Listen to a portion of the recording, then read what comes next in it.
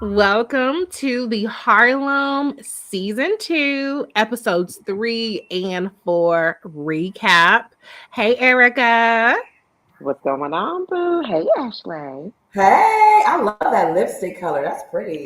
Thank you. I know, Yeah. you know what, Erica? What lipstick brand do you wear? I know you ain't got, you might get a brand deal or something off of this, but like, I'm, what's I'm the tea? trying to, girl. But Maybelline, it's a super matte. And I think the name of it is Romantic. Oh my goodness. Ooh, Okay, Mm-hmm. Maybelline. yeah. I just knew it was like MAC or something, but okay. Pretty. Yes. Maybelline. Thank you, love. Yeah. So we're waiting on Season to join us, but Ashley, we got to give you, Miss Newlywed, your props. There you Not go. girlfriend, not fiance, but wife. Ew. Ew. Oh my God, y'all. Yes. The big day was yesterday. So I spent my Valentine's Day marrying my Valentine. It was Ooh, just so romantic. It was so pretty. So, oh, it was. You were a magnificent bride. thank you. Yeah, you might have to get that weave put in real quick. It's And you good. had the makeup was flawless. And you were giving TikTok like all of the content because I was like, oh my goodness, you had the ring. I I so know. talk a Season. little bit about the artistic vision behind your Mm. TikTok. I hired a content creator. Her name is Season. Yeah, so I just sent her TikToks and different like pictures and stuff I wanted to do, and she Okay. made it happen. So she was in charge of all content creation, and she did a great job. I'm telling you Yes. guys. Well, I mean, Reese, you already been through the whole wedding. When you renew those vows, hiring a content creator, it saves a lot because I didn't have to worry about taking selfies of myself or catching behind Yeah. the scenes of like getting my makeup done. Somebody else was taking care of all of that, so it was top notch. You Oh, know, she said she's TikTok here. wasn't a thing when I got married. So now it's interesting to see all the creative ideas that people Yeah, have. I love it. It's so yeah. cool. Mm. And it really, like, my wedding was only 12 people. It was really small, but we had a gorgeous venue, a historic Mm. building, a historic library Okay. downtown. And then we went to Mastro's for the reception. That food, chef's kiss, 10 out of 10. The food was so good. I But it love was really, really Mastros. small. Yes, and my Mm. inspiration came from seeing another bride on TikTok who had a very small wedding, and the way she did it, it was like, okay, Yeah. I can do this. Because I don't know about y'all, I ain't got 50,000 sitting somewhere that I could just throw Mhm. Mhm. and invite everybody and just have this big party. So it was like, how can we have just our love come out in small ways? So yeah, being able to see Yeah. rights and things like that. It's a new age. It absolutely is a new age. Now, I mean, so I had a big wedding, 200 people. Mhm. Um, how was it like, how was it having a small wedding? Was it like, oh, this is like so much more intimate and it's less Yeah. stress, or was it like still stressful even though it wasn't a lot of people? Well, of course, it wouldn't be a black wedding if you didn't have no drama somewhere. Okay. So it was, of course, it was like little things like, for instance, my phone crashed, Oh, completely crashed, went black. And What? it was like right after I had got my makeup done, and all the vendors and stuff were calling me. People were calling me trying to figure out stuff. I was not accessible at all. So that was oh, a stressor, yeah. And then once we got in the car, we were headed to the venue. I realized I forgot the broom we were going to jump over. I forgot that at home. Mm. And then I realized my phone is dead. I didn't get a chance to take my vows out of my phone and write them down. So I didn't even have my vows. I had to Oh wing it. no. But luckily, my man is a G. I Yeah. went on and he was like, all right, well, then I'm going to wing it too. So we both just winged our vows together, and it worked out. It really, Oh. really worked out. So yeah, a smaller wedding compared to a bigger one. I think the biggest difference is that I got to spend individual moments with each person versus just a Mm. hey, Yeah. congratulations and going on. So it was a good time. It was a good time. Yeah. Oh, that's so. Oh, okay. Yeah, now I see season. Okay, season's here. Hi, y'all. Hey, Hold on, come close. Let me see. AKA the content creator for Ashley's Yes. beautiful wedding. I know. I hope you liked everything, Ashley. I'm my like, TikTok is popping. I'm going viral, girl. Are you? okay, I'm gonna have to get on TikTok and see. Okay. Yeah, great Yes. Well, job. let's do a cheers to Ashley. For once, y'all ain't gonna never catch me with one. But I'm This is- running late This is today. post Bible study season. So Post, yeah. I was at Bible. Y'all not gonna believe it, but I'm coming from Bible study. Wow. We believe it. I'm a word girl too. We believe it. Yeah. Well, it's a good thing that you had the Holy Spirit in because this recap is not going to be Holy Spirit. Ooh, let's go. Let's 'Cause get it. We're talking about Harlem. Okay. So listen, I had been taking notes. So normally when I'm watching shows, like I can't remember everything, so I take notes. But it was so funny that I was like, you know what? Put the phone down. Well, you can come back and watch it again and take notes, which I never did. But it's to me, it's firing on all cylinders for me. You guys, I'm gonna go round robin. Was this a thumbs up for episodes 3 and 4? Mid. I think you started off mid last time, Ashley. Or thumbs down. Okay. Ashley, you start off Miss Bride, newlywed. I think there were moments that made me say 10 out of 10. You know, Okay. like I loved Angie and her mama. Yes. I thought that it was just, you know, in that moment of her speaking into her daughter, that, you know, I won't go into too many so because good. I'm sure we'll cover it. But like stuff like that made it feel like, oh yes, come through. This is it. And then other things like Camille, you know, our resident annoyance. It was like, girl, this is terrible. Take her off the fucking screen. What the heck? Oh, that's so harsh.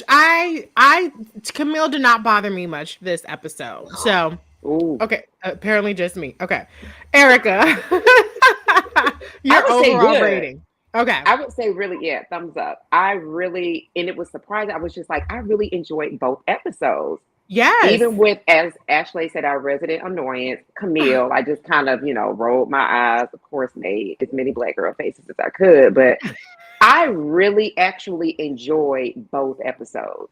Okay, season. I'm gonna have to go with them. I agree. I like both episodes. I totally ignore Camille now, so it's flowing. It's going real good. But you We know watched it what? Praise God. We Praise watched God. it together, and I was like, "When is this fucking scene going She to was like, go back. end?" Oh, She yeah. was Her like, and what Ian. the fuck? Why is Camille still on the screen? Yeah, She what was- is a tea? They not even like having sex or nothing. They just looking stupid off of some damn edibles. This is dumb. Hey, Karina. Okay, I They were think that definitely giving goofy. Like ugh, next. okay, the edibles part was too like on the nose, heavy-handed, a little ridiculous. However, I did not mind them this episode. I actually thought it was hilarious how the episode started. Who was it? So was it help me. Come on. Who you Come talking on, Ty. about? Ty, was it her? And it was like a juxtaposition between her being Mhm, frustrated and okay. Was the plant, right? Yeah, okay. But I thought it was like I loved how it started with kind of the juxtaposition. And then like I think that Camille and Ian are sexy as fuck together. And I love that I think they have great chemistry, but when it turned into like this like hot steamy scene to like them trying to one up each other and like you know try to show each other like who's bad, like yeah I still got it, that is where I was like on the floor laughing. Just me. So am I corny? Gross. See, Yes. Erica says it was back and forth between Ty and Camille scenes. Erica, Thank you. we tagging you in. Go, Erica. We tagging you in. Get it. Gross. Because Gross? Yes, it was cringe to watch. I was like, no, the fuck, Very they're not. cringe. Two corny ass people. I want to show you this new Harlem skills. I was like, girl, shut up. Yeah. Reverse cowgirl is like a big leap from what were y'all doing before?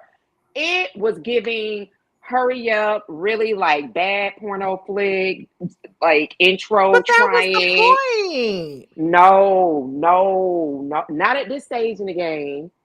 Reverse cowgirl is a big thing, ma'am. Really? That whole thing seemed forced. Tough crowd. Tough crowd. I thought everybody would think it was. So was it Whack. because it was intentionally whack and awkward, but I thought it was for comedic effect. So I'm the only person who thought this was funny. Karina, help me out. What did you think? I see Erica said he had better sex scenes in P Valley. Yeah, I mean, Ty Lepley is hot. I was just thinking that, Erica, because we've seen him with Miracle Watts, right? We've seen him Yes. in P Valley and seen that he does what his chemistry does look like with someone else. They sexy as fuck. This was so terrible. It was terrible. Well, I think it was Brown and Pretty is with me. Brown and Pretty says it was funny AF. I thought it was funny. I thought it was like, just because, okay, so this is how I'm walking through it. The way I see it is, okay, so, you know, they had this great love affair. It blew up when he went to Paris and it was all whatever. And then they get back together. But it's been some years that have passed. And so, like, they've grown in different ways. Like, they've grown sexually and they've grown in other ways. So I think that it's kind of interesting to explore, like, how, like, it's this great story love affair, but there's still some learning that has to be done. But you guys are, okay, let me ask this. Is it because you guys are not Team Camille, or is it because it just wasn't good for you? If it was like Quinn, would you be like stone faced? Quinn had her awkward sex scene and it was funny where she was pulling out the toys, or how about, and it was a big ass that was funny. double-sided dildo. Like she brought comedic value and comedy to such a ridiculous scene, but it was funny and it was believable. But with them, it's like they just too grown. You know, it gave me insecurities when they were like, where they had like, but even their scenes were purposely awkward. I don't know. I guess it's kind of like, wait, how old are y'all? So y'all still like doing this in y'all mid to late 30s? Like, it just wasn't believable. They don't have the chemistry, and it's so disappointing because I think Megan Good is beautiful. I think she is sexy. Yeah. I mean, she just oozes it about her, and she always has for years now. But it's just like she just maybe because she is annoying, because her character. Yeah, because the awkward sex scene with Quinn was hilarious. Erica agrees. She thought it was hilarious. She said that Queen's sex scene was better. She said, I believed Queen's sex scene better than Camille's sex scene. Maybe it was for comedic effect, but I like that dick him down sex from him. I think maybe because they are so fine, you know, they're maybe not the right couple for the comedic sex, you know, like maybe it's too much of a stretch for them to kind of play that off, because I thought they were hot like last season when they had that episode that was dedicated to them. I was like, oh yes, but no, so it's just not giving for you guys. Okay, no. I don't know if it was that they were trying too hard for it to be funny, because it was like, first of all, you taking edibles, that's not how you act on edibles, that's not real. You're not going and doing all this. And then of course my thing is, y'all had this love affair, y'all broke up his wedding, you've done all that, and now y'all have to have bad sex. Right. It just didn't work for me. It didn't work. Yeah, I get it. I mean, I thought it was funny. Brown and Pretty thought it was funny, but not everybody thought it was funny. So I get it. I definitely get it. The edible scene, though, I think it fell flat because it was so on the nose, and it was like It was so long. It was long. Oh, that was the other thing. Yeah, very long season. Like Oh, it was gosh. long. I was like, this is stupid right now. So Yeah, they kind of phoned it They in. was 0-2 for that. Was it the same episode? Yeah. Because I've never heard like, okay, maybe taking edibles to relax, but to like enhance things, I don't know. It was just like, it was weird. They should have just took some X and been done. They should have got some Molly or something. I don't know. Yeah, I've heard. So I've heard. Don't do Molly. I ain't gonna tell you that. I'm not suggesting it. Why or how I know, but just don't do it. Don't do it, children. I'm absolutely not encouraging drug use. Gotta be. Yeah, but I agree. That the weed scene was too. It was almost white. It was mayonnaise, vanilla. It was. I was like, this is the name of the show was Harlem, right? Yeah, it was a little. I agree with you all. I was ready for it to be over with. Like I was like, can we hurry the fuck up? I was ready for us to get to something else in that scene. I was like, please order the unweed food, as she kept calling it. I was like, who says shit like that? Unweed food? Yeah. It wasn't giving.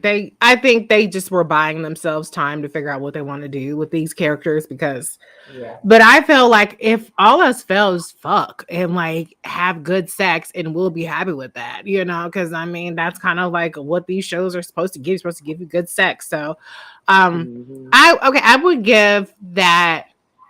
After contemplation, a 3 out of 10. I would give them a 3 out of 10. Oh, contemplation. I still maintain that the first part was funny, but the weed part did not give anything for me at all. It was bad. But I will say is interesting is, and I know that you guys aren't Team Camille, but I thought it was interesting, like her kind of like insecurity around it, because she's like, damn, did I fuck up this guy's like life and I'm not even good in bed, I'm gonna be inadequate. I think that some people, probably not you all, but some people might wonder on occasion if that. I don't know what she's can't relate. Come on, Danny. Can't relate. No. Cannot relate. No, can't relate. No takers. So yeah, some people might feel a little inadequate, if somebody comes back to got all these new tricks or whatever. But I loved Angie's take on it. Like, this does not sound like a problem to me. When Camille was talking about how he has all these new tricks, she's like, okay, this sounds fucking fabulous. So anyways, okay. Michael Imhotep says, hello, ladies. I don't watch the show Harlem, but I guess I'm going to have to start watching it since Reese and Eric can watch it. Yeah, you would be in for a treat, for sure. Mm-hmm. What's up, Michael? Erica says, shit, I'm going to show him what he's been missing. I know that's right. Mm-hmm. But Camille is awkward. Camille is weird. Like, Camille doesn't have the same charm as Awkward Quinn because I don't know why. I don't know what's missing there that doesn't have it, that's not as charming. But anyways, okay, so 0 out of 10, 1 out of 10, 0 to 3 out of 10 for that whole arc. But let's talk about Quinn. And then because I want to, let me see. Okay, no, let's talk about Quinn. So Quinn, here's my thing with Quinn. Like, is she okay? Because she was dating Isabella. She's like been by for 3 seconds. She was dating Isabella for 2.9 seconds. And she's completely falling apart about it. Like, did we miss him? Am I missing something? Like, what was it? Not 2.9 seconds? Like, I'm confused as to why she's completely having a nervous breakdown about this relationship that really wasn't much of a relationship. I don't think it's just that. I think it's especially when they showed her being around her parents. And shout out to Rick Fox, who went into his accent at the last part of the scene. I was like, oh, he pulling a Caribbean accent in the last 30 seconds. But I think, like, seeing the pressure she's always felt from her mother about not being able to measure up. And I'll just be transparent here for a moment here. And like, there was a period of time where every time I would come home, like on leave, because I was in the military, my mom would have somebody lined up because her thinking was that Erica needs somebody that would kind of like stabilize her. And I was doing hot girl life. And so she did not want me doing hot girl life. She wanted me doing stable. Like, this is the way we do things in our family life. And so my dad was kind of like that person, like, yeah, Erica gonna chew him up and spit him out. Yeah. So I got that dynamic. However, that did not crush my soul in the sense where I didn't feel like the person that I, did marry but then divorced, I didn't feel like I didn't measure up, or different people that I had I dated. So all of that then to say, like, with Quinn, I don't feel like she and Isabella actually dated. I think, like, to think about it, a sexual relationship is not the same thing as a dating relationship. Yeah. And she didn't get clarity around that. So to me, Isabella kind of got villainized when it was like she was just in the moment. Quinn came in with the Michelin star chef, flying people in, and that is who she is. But you have to be with someone that's kind of conveyed that that's where they're seeing you as well. So it's cool to move fast when that's what the other person is given as well. So I think for Quinn, and then to have to go to her parents' vow renewal, it's like, I'm not even dating anybody enough to be, where Ashley at, girlfriend, fiance, and then wife. Like, she ain't even at the first level. You know what I mean? So that, I think all of that kind of came down, and then her mom is still bringing folks to try to have her, dating and get to a place where she's stable. She's talking about her sister and what her sister and her brother-in-law got going on, and they get the new Mercedes. So I think all of that kind of collided into when she had that pivotal moment with Vogue, everything kind of like started tearing apart at the seams in a very much so pronounced way. But I mean, not to be a mom defender, but at the same time, like, at a certain point, grow the fuck up. Tell that bitch sit her ass down somewhere and mind her business. Like, true that. I'm okay, sorry, I wasn't like, expecting you to say that. I thought because I'm moms just want the best. No, bitch, no. Moms do want the best, but their idea of the best ain't always what your idea of the best. And part of being a grown ass woman and bossing the fuck up is letting the bitch know, like, you need to mind your business and worry about what you got going. You need to worry about yourself and your career, and let me do what I gotta do over here. Like, we all, maybe not in those words, but we all at some point have to have that conversation with our moms if our moms are that way. You know what I'm saying? Like, you have to kind of be like, this is my life. I got to live it. Some people have it when they're 15 years old. Some people have it when they're 40. But at a certain point, like, I can only put so much on the mom and how she's contributed to Quinn's insecurities when, like, Quinn be fucking up on her own. Like, didn't nobody tell you to do the Michelin shit and private chefs and all that stuff, all girl? That ain't the mama. The mama did not tell you to be clingy and needy and do all that stuff. The mom is just trying to hook you up with somebody who has pedigree. So I'm not saying that the mom ain't trash, but Quinn needs to grow up too. Season. I agree. I mean, like, obviously, I love my mom. I enjoy thoroughly that I have made her proud, but I couldn't imagine for the life of me her having any type of control over my life. Like, that is just such a weird concept. So I'm totally with you on that. Like, grow. It is time to grow up and tell your parents where they need to go have a seat. This is the new me, whatever. Because it seemed like when she finally did tell her mom, like, actually, I was dating a woman or whatever, her reaction wasn't even all that bad. I don't remember. It was just like, okay, if that's what you're going to do, get it done, So yeah. I think her mom is really just about a checklist, and she thinks that Quinn doesn't have control over herself or doesn't know what she wants, which technically as a viewer is true. Yeah. But it's like, at what we do need to see is more situations where Quinn is just putting her foot down and being articulate and making people show up for her the way she needs, because she's kind of the dismissed friend of the group. Everybody else really like Ty. She has no issue standing up for herself. Angie, she gonna take it whether you give it or not. And then little Miss Camille is just Bella the ball. Everybody always, surrounds her and gives her all the support. But Quinn is the one who needs to learn how to speak up more. And I don't think her breakdown or whatever was as much about Isabella as about it just being something new that she really thought was going to work. Like I've been doing things wrong this whole time. I finally have a new formula and this is it. This is going to give me the results I want. So yeah, my heart went out to her, but that the whole Vogue thing, that was sad. I told Ashley, I said, now she ain't gonna do that Vogue thing, right? Yeah, it's not gonna happen. Something is gonna happen. I thought Mira was gonna call it off as a fake. Like Mira's a real bitch though. Mira was like, I'm gonna get my money back for this wedding, but I'm a woman of my word. She did make me a popping ass wedding dress. Okay, before I go to you, Ashley, I just want to go to some of the comments. Karina says Quinn needs some deep self-work and self-love. Yeah, where is the disconnect? She comes from a two-parent home. She comes from wealth. Like, what the fuck?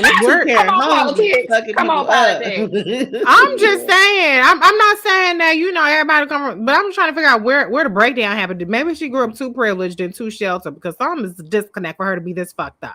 Anyways, let's see. Poor Quinn. She's so needy and confused. Told Quinn to go sit down somewhere.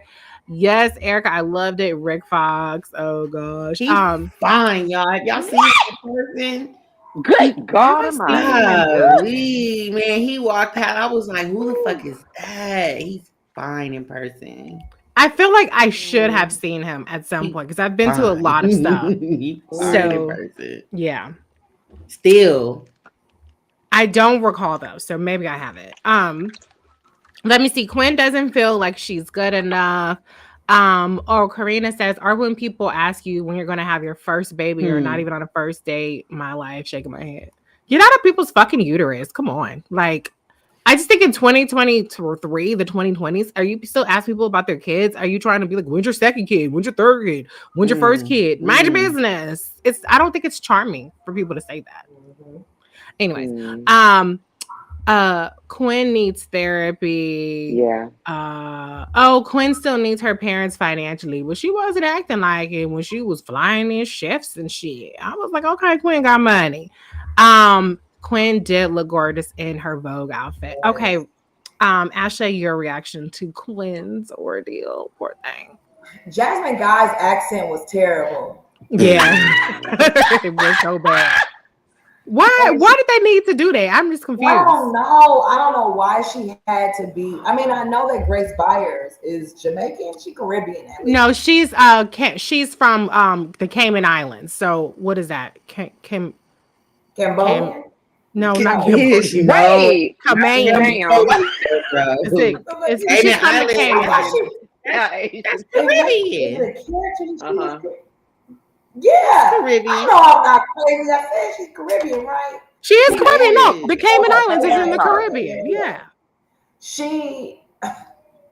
I couldn't get past Jasmine Guy's accent and how she was acting at first, but then it really, when I saw Quinn was still heartbroken over Isabella, I'm like, this ain't about Isabella. She a placeholder. No matter who it would have been, she would have been heartbroken, because I think it's just a reminder that she's not good enough. Because that's all she kept really talking about was like, what's wrong with me? Why am I the problem? So I really think that her parents, or mainly her mom, has made her feel like something got to be wrong with you while you're single. And that is just, I don't know about y'all, but I have absolutely had people ask me all the time, like, well, why aren't you married? What's, when you go out with a dude and you over 30? Yeah. Oh, yeah. We're still single. If you're such a good catch, why are you still single? And it's like, dang, man. Aren't you fucking sitting across the table from me, bitch? So why are you single? We both in the same boat. I do agree that she needs to discuss about Reese. No, but I'm just like, check. It's one thing to ask that like, on an Instagram post. Okay, you're just a spectator, but like you're fucking sitting right across from me. So what have you done wrong? Let's start there. But anyway, That's how I be when people Cheers. like comment on my weight. I'm like, but you fat too. Our whole family fat. What are you asking me about? What are you talking about? Yeah.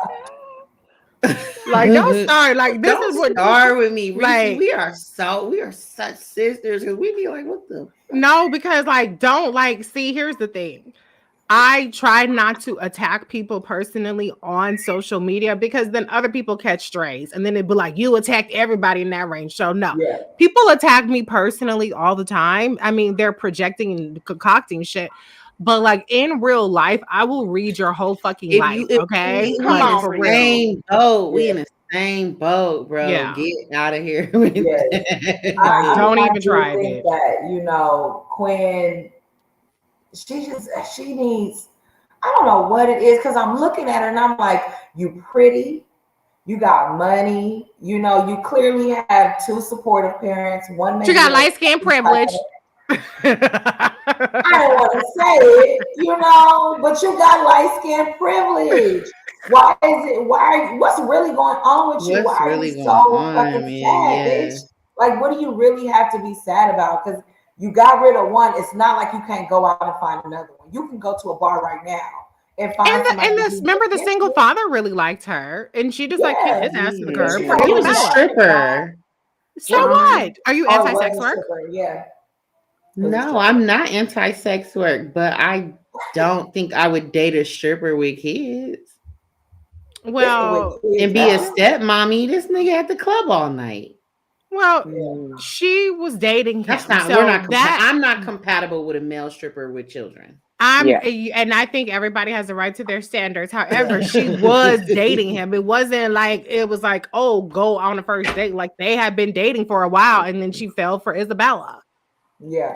I just think she's very naive. On top of having a mother who is very critical of her and that she can never please.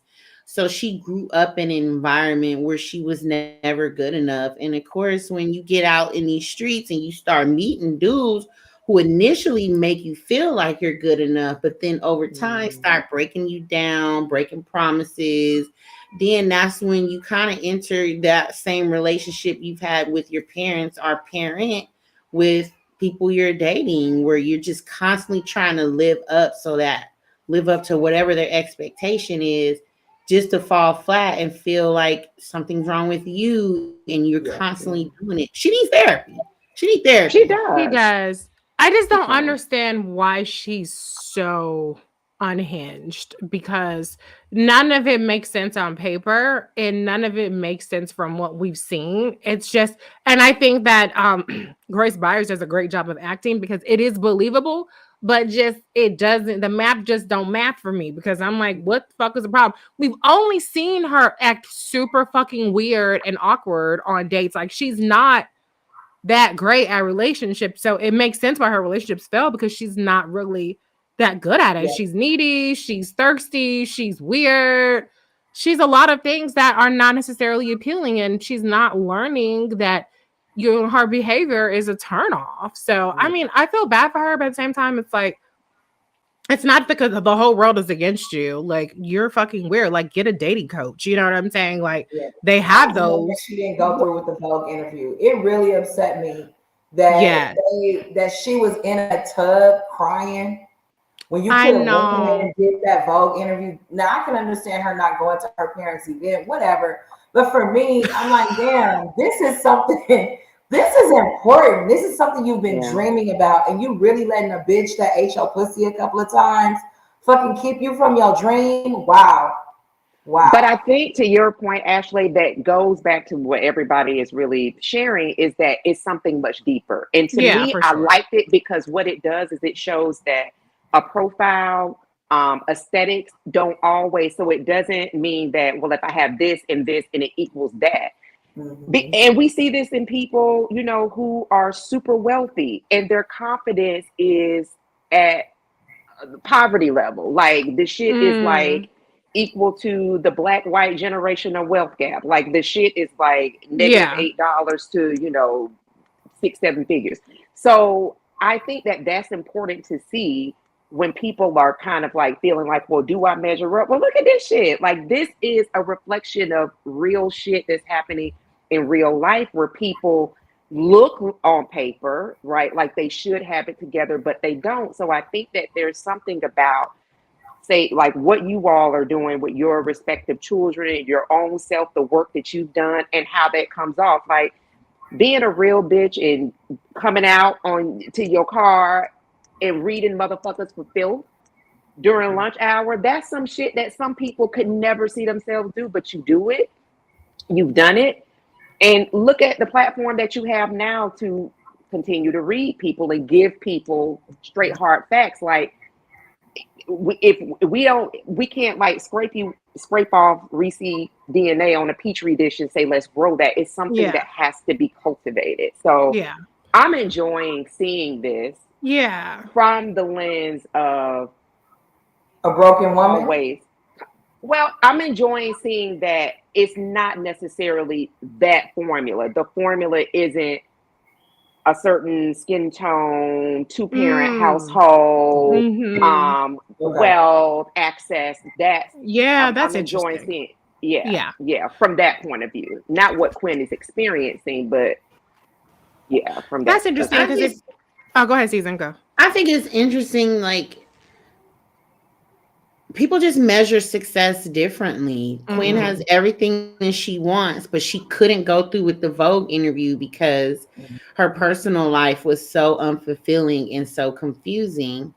But then you have like Camille, whose career sounds like it's going down the drain, and she could give a fuck. She's like, I don't care. I got my man back and ended this wedding. So it's like, I think with Quinn is she's really naive, and she's just like, dang, I don't have everything. How am I gonna get it?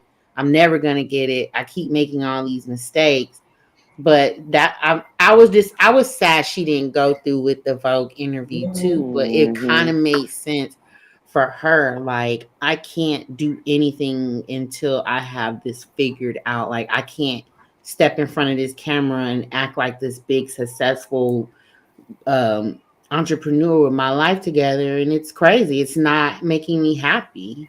Yeah, I mean, I thought it was authentic, but I was that far because I mean, the question was like a freebie. It was like, name 3 things that make you happy. Like, at her age, she can't do, like, money, power, respect, but that's a fucking Lil Kim lyric. Like, you can't pull some out your asshole.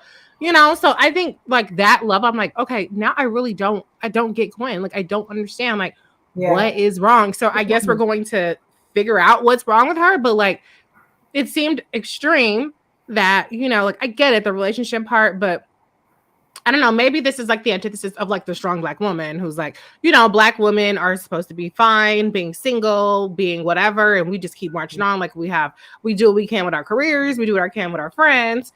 And this is showing like that not everybody is like that, I guess. I don't know, but it was heartbreaking for her because I was just like, girl, you don't even know 3 things like that make you happy. I hope it leads to something. That's the thing. Yeah. I felt like watching her mess up this Vogue 73 questions that she'd been excited about this entire time. Yeah. Like, okay, writers, why are you taking this from this character? Yes. You already have her upset. She going in on other, like, why are you taking this big dream away from her for a one-off? That's not making sense to me.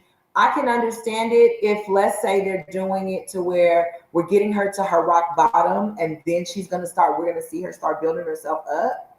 Then that'll kind of make sense. But it just didn't.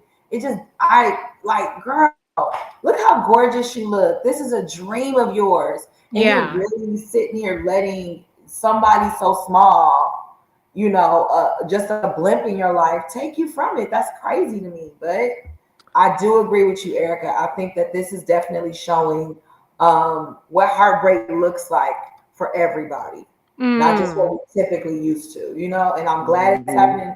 I don't mean to say it like this, but I'm glad it's happening to a light-skinned girl because I'm tired of seeing I'm sorry. I'm sick and tired of seeing these shows and everybody that's stressed and looking crazy is a dark skinned girl. I'm tired of it. Period. You know, like Mm. we tired of it, right? Dark skinned ladies. We tired. Girl, the lightest one up on here. Yes, we tired of it, That's what girl. you see. I'm looking at it. No, side by this side. is the light. I have light. No, but honestly, like to both of you point, like Erica, you mentioned this earlier too. If we look at Run the World Stars, right?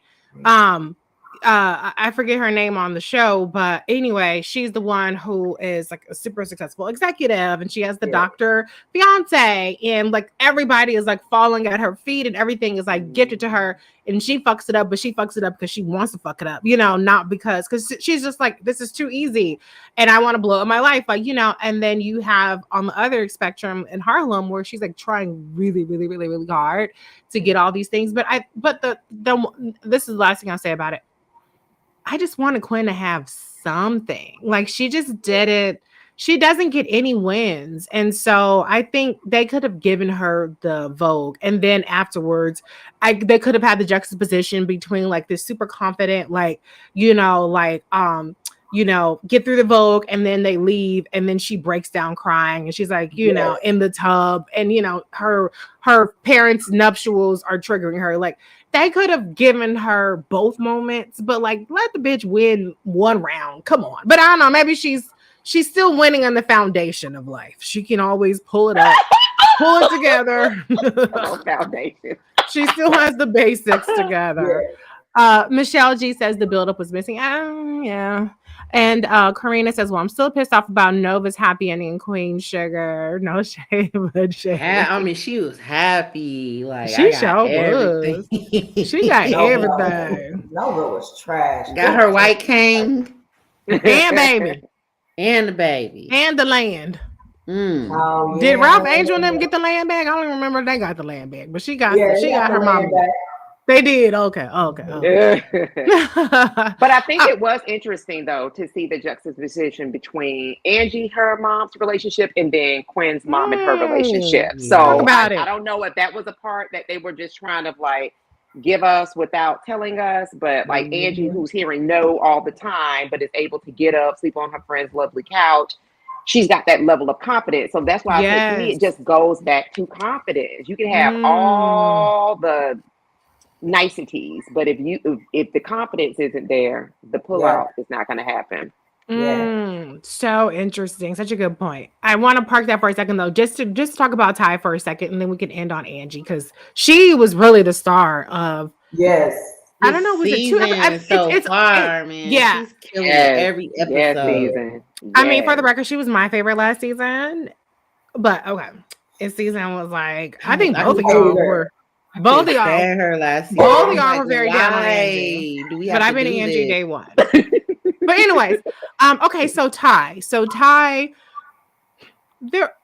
her thing is her husband is there trying to get in her pockets, and she's still kind of trying to find herself in terms of, you know, trying to still kind of refute what he was said about her. So she decides to do like this National Geographic style sleepover with her lesbian friends to see how they get down in life. And I thought it was really fun and interesting.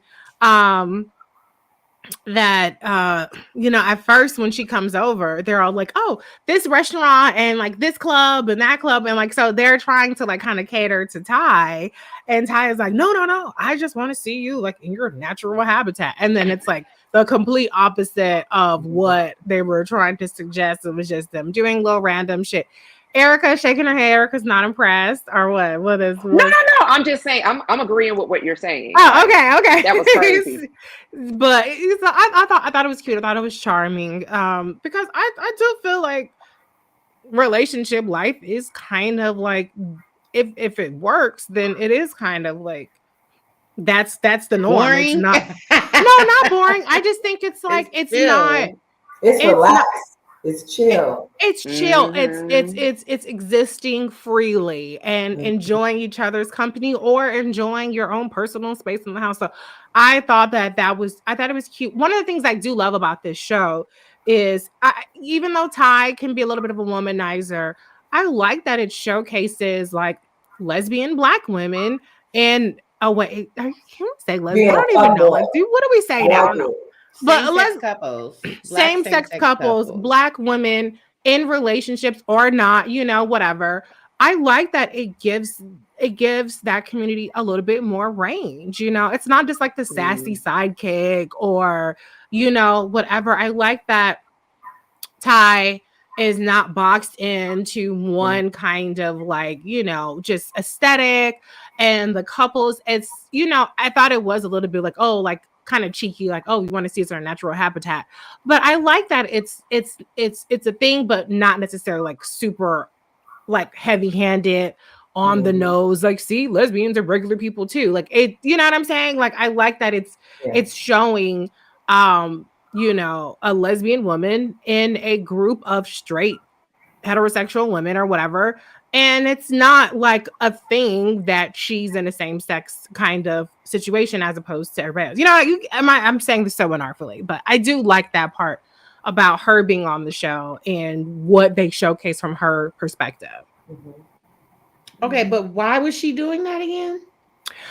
Well, it all came back to this whole notion that like she like loves them and leaves them, and she takes advantage of people. She doesn't value people. Like what Brandon, her ex-husband or husband, yeah. said. So she wanted to watch her friends to see if she would enjoy that kind of lifestyle. I guess just more so like to see like the alternatives to how she lives. Like, you know, just like, okay, I guess that's the part I'm trying to, I mean, I guess it was a cute scene or whatever, but it was just like, I was kind of confused as, okay, why is she doing this? Because how does this relate to her ex-husband? Like, I didn't get it. I didn't get that part. It kind of went over my head, the whole. It was weird. When she was sitting there and they was all cuddled up on the couch. Yeah, like I just didn't get why she was doing it. I think she just doesn't have like long-term relationships, and so she's just seeing what's out there. You know, how are relationships? I mean, she was obviously in the closet and married, and then after that, you know, it doesn't seem like she's had. Well, no, she was with somebody. Remember last season she had like a serious long-term relationship, and I think with the white girl. Yeah. Was it a white? No. It was a Black lady. It was a black woman. You know what I'm talking about? Erica? Oh, the real masculine one who would. I don't remember her being masculine. Who was the one? Yeah, shoulder length hair. She was dealing with a white girl, and but they had a flashback. They had a flashback to earlier in her life, and I think was she in the closet, or did the girl find out she was? I forget what happened, but they broke up. But she was in a long. Okay, I do remember that. You know what I'm talking about? Flashback. Yeah. It was a throwback scene. But so I don't know. Maybe it's not connecting. Like, okay, well, you had a long-term relationship with the woman, so I don't know why this is such a novelty to you. I don't know. I don't fucking know. But I did enjoy the scene. Yeah, I didn't think it was exploitative, because I think that some people do have a curiosity about, you know, different relationships. And so for Ty to feel comfortable enough to say to her friends, and they're like, well, you created a whole dating app. She was like, but it was basically kind of like, there's no second date action.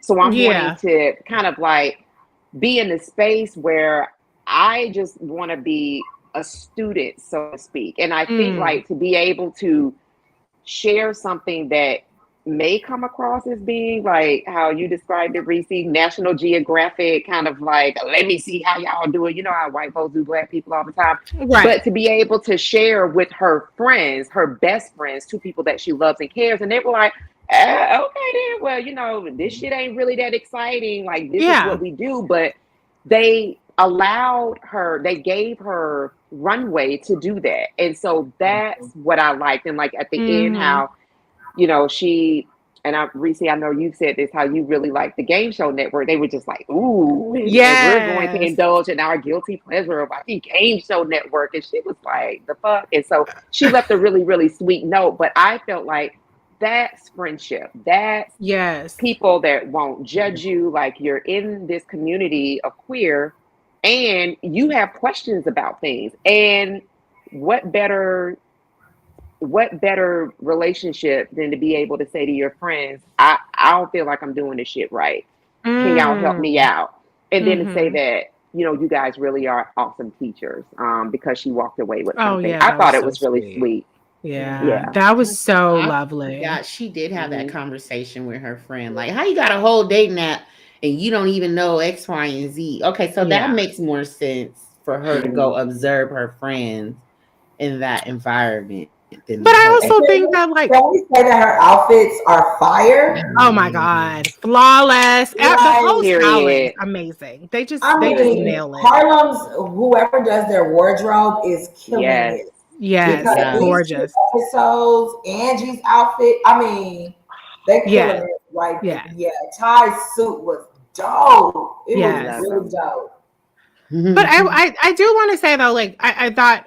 Want to revisit an earlier part where she's talking about her best friends and they're like, who? And then like, oh, your lesbian friends. And it's just like, and that's one of the things, going back to my original point, I like that the show melds the two together. I mean, obviously it didn't in that scene, but in terms of like, and maybe that was a statement in of itself, like, if you're a lesbian, you're going to have your straight girlfriends, but then you're going to also have your best friends that are just like your lesbian friends or whatever. I don't know. But I just thought it was interesting to see, how, she kind of navigates both of these worlds in a sense. But I think for us,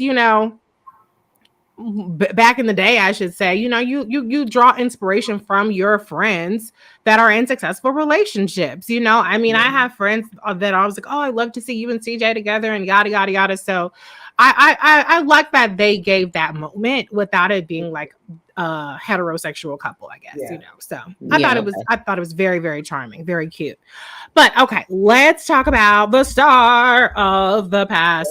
So I don't know, it's a blur to me if these were two separate episodes or what, but I just thought Angie is fucking like knocking this completely out of the park. Like, she don't miss, you guys. Period. Like, every single line she delivers is intentional. Yes. She does not, in her facial expressions, like, because sometimes you be like when what's his name was helping her ride the bike and she was like low-key flirting with him. What's his name? Ian. And she just kept going. And at first I was like, girl, shut up. You are running your mouth. But it kept getting funnier and funnier. And it's like, girl, get your ass on this bike. Nobody want girl. And she said it twice. And she was like, oh, girl, don't nobody want him. You know how she be doing. But she kept flirting with his ass. I mean, I love it. He was like, this girl is comedic gold. She don't only person like she on the level of that the principal from Abbott Elementary. Janelle James. Yes.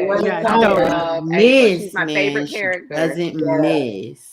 But here's so let me just give a quick overview. So in these two episodes, basically we see that she's auditioning for things. That fucking commercial that or it was like what was it? The Dip, the musical. I hate that gentrification. I put my phone down after I said, you know what, bitch, put your phone down. You just have to watch this. You just have to experience this. She was dipping her motherfucking ass off, and she did not get the part. That was so unfair. It was good. That was so genius. I love that for her. Oh my God. Like, I'm just like, who comes up with this shit? And then she delivered it like with so much gusto. I'm like, give her the NAACP Image Award. Like, she needs to be nominated next year for sure. Okay. Absolutely. But anyway, really. So she's auditioning for things. She ends up getting a role on a Hallmark movie, and she has to ride a bike, and she does not know how to ride a bike. So that becomes a story arc. And and then she goes home for a family barbecue. Let's go to a couple of comments. Karina says, loved how she told the guy she met in the store off. He was weird from jump in my view. Oh yeah, that was the little dick guy. Real estate. Yeah. Okay. But okay. So what I love about this is, here's the thing. Black people, we got all kind of different familial type of backgrounds, right? Single family, remarried stepdads, they all kind of shit that we got going on. And I think in some ways, I don't like to call Angie a stereotype because I feel like Black women have range. Like, fuck it. A stereotype is just somebody trying to downplay your range. Okay. But anyways, because she's sexually free and she has certain attributes about her, you know, Twitter will call her or assume that she's like a fatherless Black female, you know, because the fatherless Black females are the bane of society, you know. So I thought it was really, really interesting that her family situation is the complete opposite of what you would expect of a sexually liberated, loudmouth Black woman. And I love that for her. I love that for the show because it was really, really unexpected. Or am I just putting too much on it? No, it No. was. It Nope. was cute. Nope. No. I loved I it. mean, That's I why I think- drew. Yeah, I think the casting was spot on. I love Rail. I love. Oh, Rail. yeah, yeah, yeah. I love me Uh-huh. some Sherry Shepherd. I think it was absolutely spot on. And the way like she came and everybody just loves her. Yes. Yeah, it was a great way of showing a family reunion that ain't bullshit. You know, the cousins are in the fucking garage smoking while mom is in there cooking. Dad is out here grilling. Like it was a great scene. And when Sherry and Angie were sitting at the table, and Ooh. Sherry was speaking so much into her and telling and getting her. I'm like, Beautiful. this is how you talk to your daughter. If your Period. daughter comes to you and expresses that she has some level of low self-esteem, or if she's expressing that she's sad, this is how you build your daughter up. Not like how fucking Jasmine Guy did. Yeah, You know, for sure. it was just such a different ends of the spectrum, and I loved every bit. Every time Angie was on the screen, I was locked in. Oh, 100%. Period. Erica. Period. Yeah, I totally agree with Ashley. That's why I was like earlier when talking about that whole difference with Quinn's mom and then with Angie's mom. And then when we look at the whole dynamic, first of all, I loved all the chocolate. I was living for the chocolate, baby. The little chocolate. Yeah, they were that auntie motherfucker shit cracked me up. Oh my god. That shit. I was like, that's me. Oh my gosh. I absolutely I connected with it. And I love that. That's what I'm talking about. Like, it goes back to this formula. So the formula that would be given is if you have this and you have this, it would equal that. Yes. So to look at, they live in Staten Island, first and foremost. So they're not in New York City. They're not in one of the 5 boroughs. They're in Staten Island. You know, they have like this house that looks like it was built in the 60s. So they're in an established neighborhood, kids in the streets with the basketball goal. And when she comes home, which we learned that she and her mom regularly spend time together, the reaction her mom had to seeing her, I was living for that. Like, you just saw her 5 days ago, 6 days ago, and you're acting like you haven't seen her in like months. I love that. Oh, what you got it on? You ain't get me one too. You think I did it? And she pulls it out the bag, and everybody is waiting to receive her. And then who comes, as you said, Reese? Daddy. Her daddy cannot wait to give her a hug and show her love. So I love that it goes back to proving it is about what you are given and then what's nurtured. And then that conversation that Ashley was talking about, one of the things that I love when she said, you know, when in this family have we told you that you weren't skinny enough, that you weren't beautiful enough, that you were too dark? Like, you didn't get that messaging from us, and that you are a Sherry Wilson creation. I was like, yes, I was snapping, screaming. I love that. It just shows that what people, or I should say societal, kind of like thought life around what success should look like, that ain't always the dynamic. And when we get closer to the truth that it matters about what you're fed, and not necessarily the brand of what you're fed, but what you're fed, if it's fed in love, if it's fed in speaking into you, like, this is the product that you get. And her success may be later, but for what people define success to be, but she's successful in life. She can go anywhere and flourish because she is good soil. She's good ground. I absolutely I loved it. reveled in that scene and hope that people made the connection between kind of what Quinn is lacking, but what she has access to, and what that looks like for Angie. Yeah. I feel like it gave me a better understanding of Angie. Oh yeah. You know, it gave me now I see why you so loud. Your mama loud. Your mama loud. Ashley, that's why you loud. Your mama loud. Your mama encourages this. So that's why you like this. So and the way she loves her friends, you can see that you're taking love that you're getting from your parents and you out here spreading it. I love it. That's what I was gonna say. It made Angie and Quinn's relationship more understandable because Angie has all this extra love. She just pours it out, you know, and some people will come and cipher that in a good way or a bad way. You know, you have to be really protective of that kind of energy that you give off when you do come from love or understanding or confidence. You know, people want to get in there. They want to get some of that energy. They want you to rub off on them. But some people really lack that, and they when, you know, and they need it. And it's so it made sense seeing that, and then comparing her to Quinn and her relationship with her mom. Like, it was dope. But I definitely love it. It gave me like Crooklyn vibes almost, like with it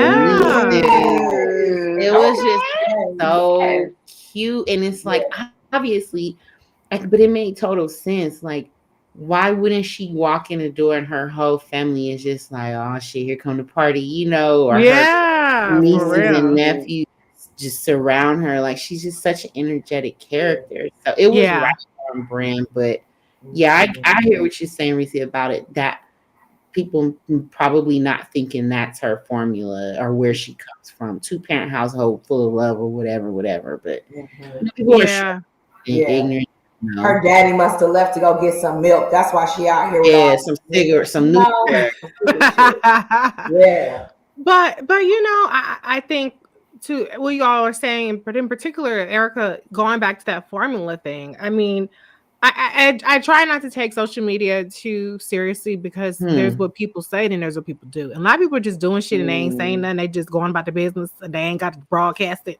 And then the people that's talking the most, usually they ain't even living up what the fuck they're talking about. But when it comes to the formula of what's worthy, who's loved, Angie is not part of that formula on average, right? I'm saying brown skin, you know, big hair, loud mouth, super flamboyant, you know, rambunctious, you know, like I said, sexually liberated. And even just in terms of her career not being particularly established and still out there trying to hustle and grind, and she doesn't have her own place, so she doesn't have X, Y, and Z on the checklist. And so society, even if you only have one of those things not checked off, society is already knocking you down as a black on your ass, they on your head fucking big time. Okay. All you need is just one of those things, and society is kicking your ass in the ass. You know what I'm saying? And I think people relish in the notion that, oh, you probably ain't live. That's why nobody probably whoop. And they ready. Like I said, I've had people read a whole fake life down that they've imagined for me because I said something they didn't agree with. And it's just like, no, bitch, I'm loved in real life. All that shit that you just that you pulled out of your ass, that must apply to you because that's not my life. That's not my ministry. But there's so much that people want to assume and project onto Black women as not being worthy. And with all of the shit that we deal with, there's still a lot of love out there for us. Everybody ain't getting enough of it. Everybody ain't getting equal amounts of it. And there's always more that can come our way. But I just love to see a Black woman who's as just out there as she is, and I mean that in a positive way, really having people celebrate that, because it's not something that I think is celebrated enough, at least in terms of the narratives that are out there, in terms of how we talk about Black women. That's not celebrated in real life. You know, there are people that's like, oh shit, party over here, ain't nothing over there. You know what I'm saying? Like in real life, that's how we maintain, because that's not how we're being received on a day-to-day basis. But in terms of what we are receiving in terms of imagery and in terms of discussions, it's the total opposite of that. So I appreciate the show offering that up, because I think it really is an act of rebellion to say, no, I am loud. I do this, I do that, and I still love that about me. And there are people that love that about me as well, bitch. You know what I'm saying? So, because I had that experience the other day. Somebody was talking about, oh, you know, I had a little hate club in the comments on Instagram. Oh, have you seen her page? She cuss and she do this, that, and the other. And I was like, yeah, bitch, I twerk too, and I drink, and I smoke cigars, and I turn up, and the fuck what? Only a lesser woman would have a problem with that, bitch. And it was just like, damn, this bitch was really like upset and like they be mad. They be mad. Bitches be mad. They be mad as hell. Pick-me's be so mad. Ooh, pick-me's. They be so mad. Cheers, pick-me's. Cheers, bitches. It's like men be mad, bitches be mad, people be mad. See, I don't know who's worse. The niggas or pick-me's? The niggas. Yeah. The niggas is worse. Because at least with the bitches, you know, like, girl, you just mad because you ain't. You just want a man, like. You just want a man. Get you some good dick attached to a good man. You'll be okay. The niggas, they worse, man. It's like, damn, you want to be a bitch so bad. That's it, Ashley. I cannot be convinced otherwise. Yeah, they be mad, dog. They be real mad.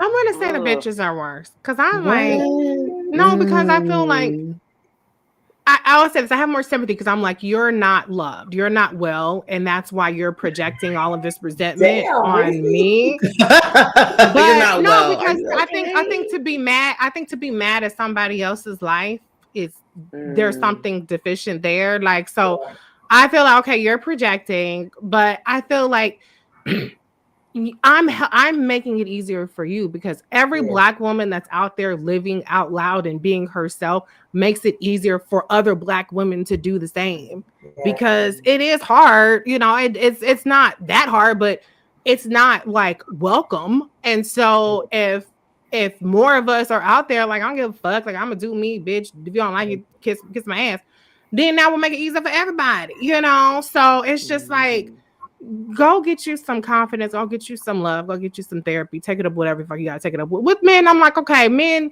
they have resentment because maybe they mad at their mama. Some of them have mama issues, daddy issues. They've been rejected, you know, so they have that. But I think as a woman, you should know better. Like, you shouldn't be about tearing somebody else down because maybe we're a little different from each other. But you know, Reese, to be honest, I feel like women give niggas a pass so much. That is true. You know, at what point are we gonna say, nah, fuck you and what you talking about, and call these niggas to the carpet for their behavior? Because if they weren't acting like this, a lot of these females wouldn't be acting like this. You know, like that's they get away with too much, bro. They get away with not over here. Like there are men have a very tough time taking self-inventory, and then you have the women who will take the men who don't take self-inventory, and they just kind of wreak havoc. But I think as a woman, hearing if I met a girl and she was tripping and a pick me, I'd be like, girl, you a hater, you a pick me. Yeah. But if I meet a dude and he put on a good face and we started dating, and then he started to creep out with his little hating comments and, oh, I don't like makeup, so now I'm wearing less makeup, and oh, these hoes out here, so now I'm not going out as much. So I feel like men kind of wreak more havoc with their views and hating on women, because they kind of creep in on it differently. Yeah, I think it 'Cause indoctrinates they don't people they more. don't prey on the pick me. They don't want the pick me. That's why they gotta act like pick me's. They want the women who are out of their league and kind of take them down a peg, and and that's why I can't rock with men like that. They haters. I feel like they cause more damage than women. Y'all want That's to be a bitch so bad. They want That's what it, and that's really what it boils down to. yeah. Mm. But Angie don't seem like she care about any of that. No, Angie's living her best life. So just to wrap it up, I loved. Okay, so we didn't talk about this earlier, but so Quinn's mom brought this guy. Do y'all remember his name? I don't remember. His name. No, I remember that haircut, Michael, there we baby. go. What was that? Michael had a Michael. very interesting haircut, He but did. I didn't know what that was about. What you think? He You got thought a he was handsome, Frederick Erica? Douglass, honey. Frederick Douglass. Freddie D. I thank you for putting the name on it because I kept saying, where did this shit come from? It's giving. It was a bang. He had a It bang. was giving Freddie Jackson or Jermaine Jackson to me. No. He had the afro sitting on his forehead. He had he had a little bang. Forward yeah, and it was like a little ramp kind of. Yeah, it was. We talking about the dude that Quinn was trying, that her mom was trying to set her up. Yep, Michael. Okay, what about the dude that Angie had at the end? That's the same dude. It is the same dude. Wow. Yes. Okay. It is the same dude. Because I remember him. I don't remember him as much from the golf, but when he was trying to help her, that's when I noticed his hair was like, dude. What's going on with your head? He's not fine. He should be a lot finer than this. Like I thought he's a good looking. I think he's a very good looking guy. He wasn't giving no Tyler LaPlay. No, he wasn't. To call folk like ugly is children, babies, grown people. I will pull ugly and be like, no, they're ugly. So I told Erica, I said that season all day too. I'll call somebody ugly in a minute, baby. I don't care that I'm not Beyonce or Kelly Rowland, baby. You ugly. I didn't make up the rules, okay?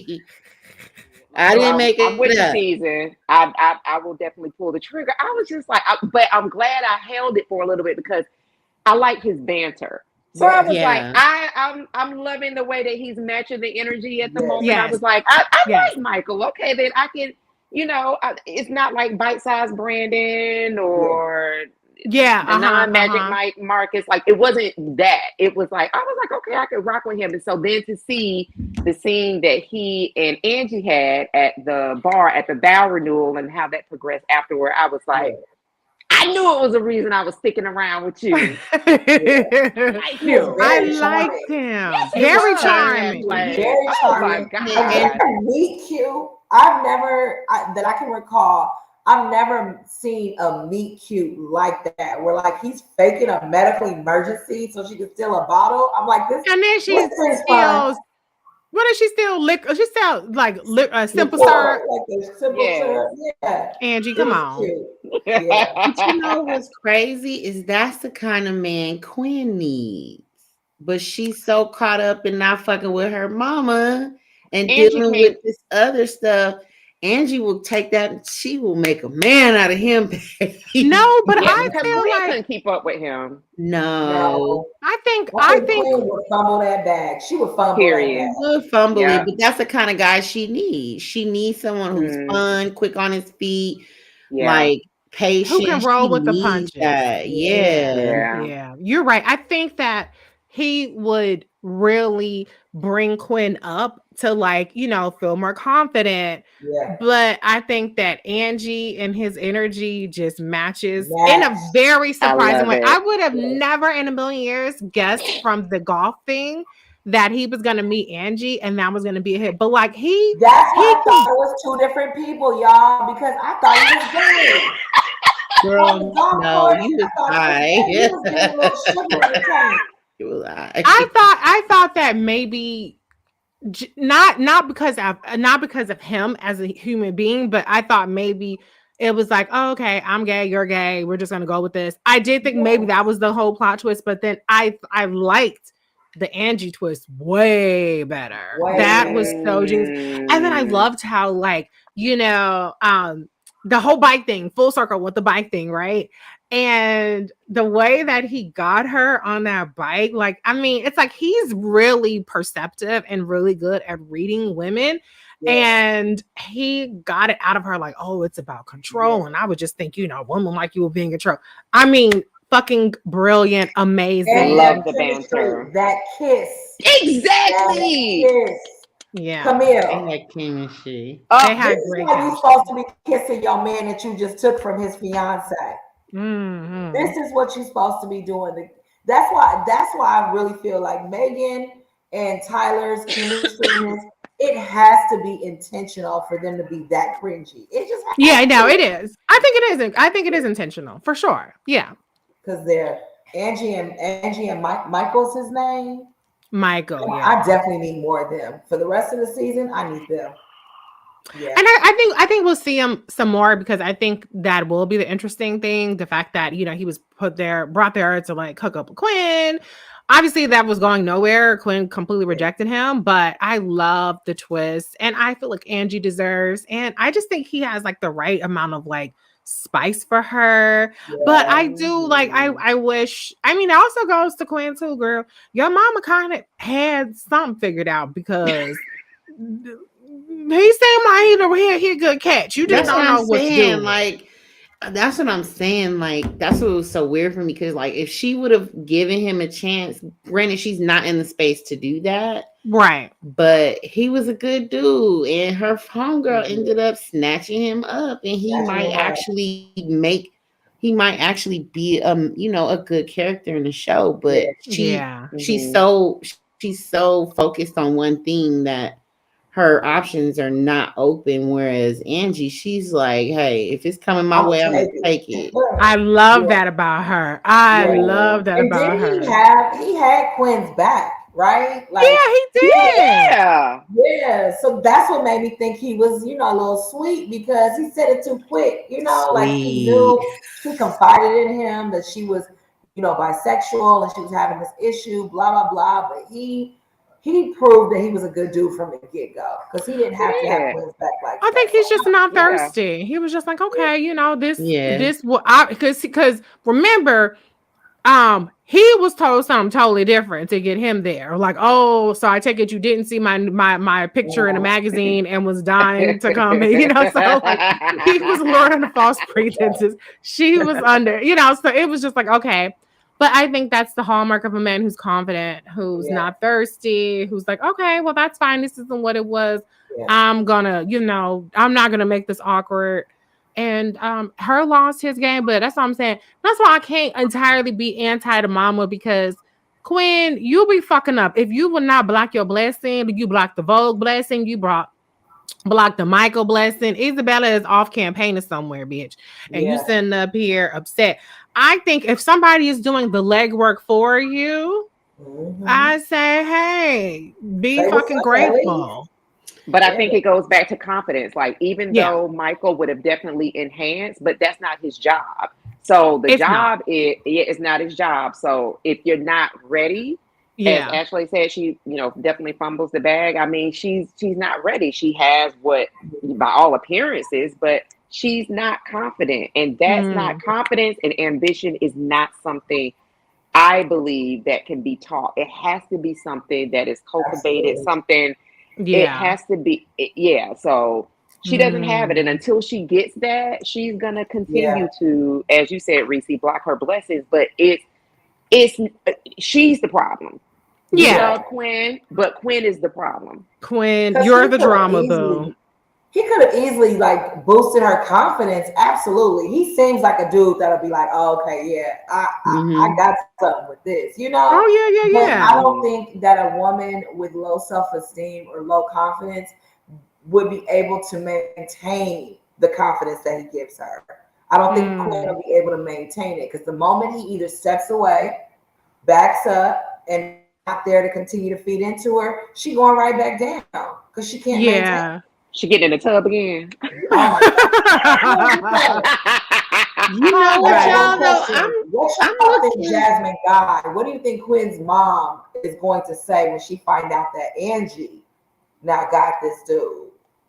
Oh, I don't think she's gonna care. I'm looking at a picture of him. He's not bad looking. I think he's an attractive Tay guy. Diggs to me. He was giving Tay Diggs. He's not bad looking. Yeah, he's an attractive guy. I think, you know, he has an interesting hairstyle. He picked out the afro and then he pushed it forward like that. He has an afro bang. But he looked like he is a former temptation. That's what he looked like. What did you see?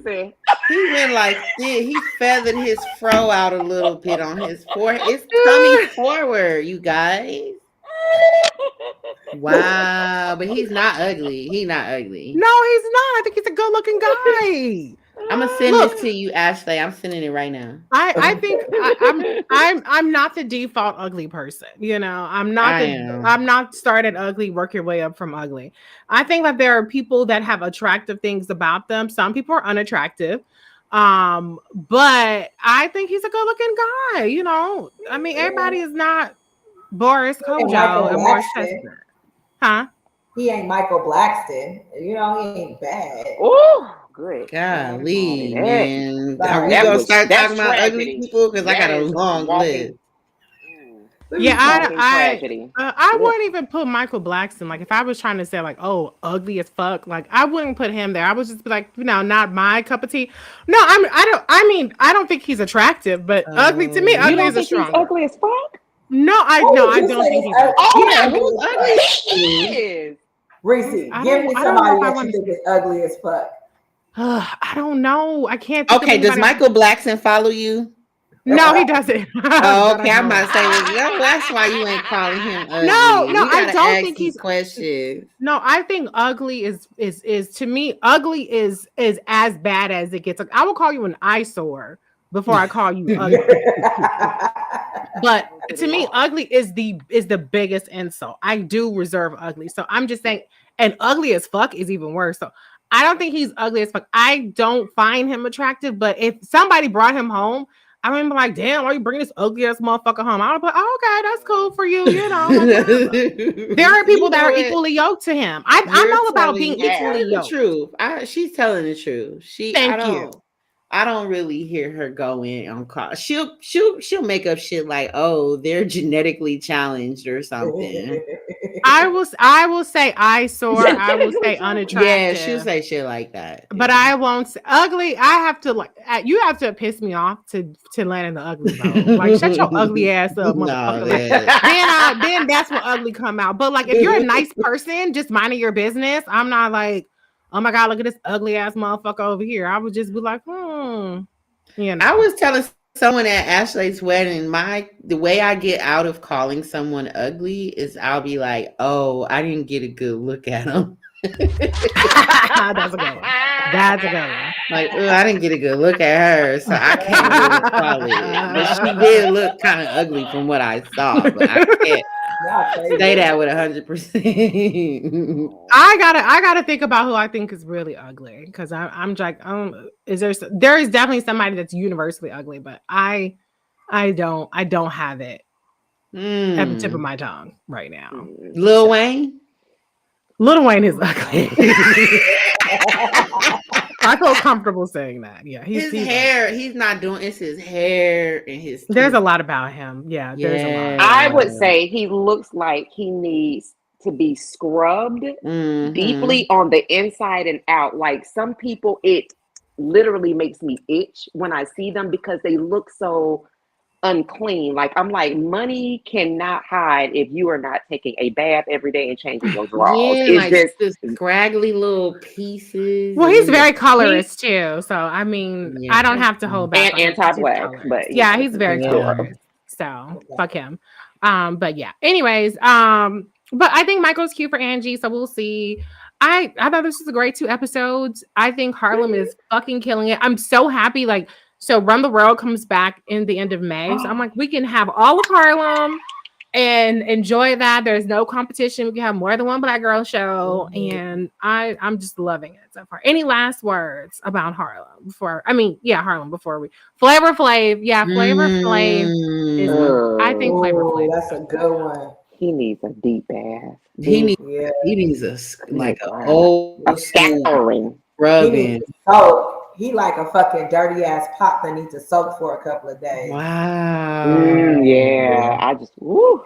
Oof. They tried to recruit me for the Flavor of Love. I said absolutely What? the fuck not. What? I've told this story. I've never heard this before in There's my no life. way. So I probably forgot. Tell it again. Okay, so in a past lifetime, I was out in these Hollywood streets, partying. I was the girl.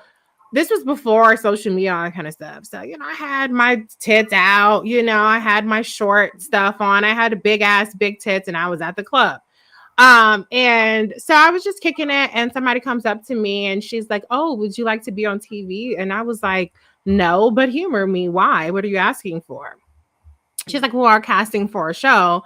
It's called Flavor of Love." I said, "Oh, hell no." I was like, "I love that show, but absolutely the fuck Okay. not." So it was already It was like on. It was already on. And I was like, "Oh, Wow. absolutely the fuck not." Oh, no.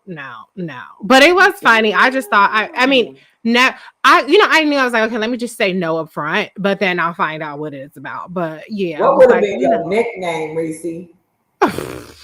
I don't know. His names were fucking ridiculous, right? Boots and Delicious and New York. I don't know. Reese It made sense Pieces, to me. probably. It probably would have been something simple like Reese Put Pieces. peanut butter cup. Peanut butter cup. Yeah. Hey. Oh my Come here, God. peanut butter. That's Yeah. cute. That's cute, Reese. Yeah. No, that's disgusting. That's no, but you were gonna be getting recruited.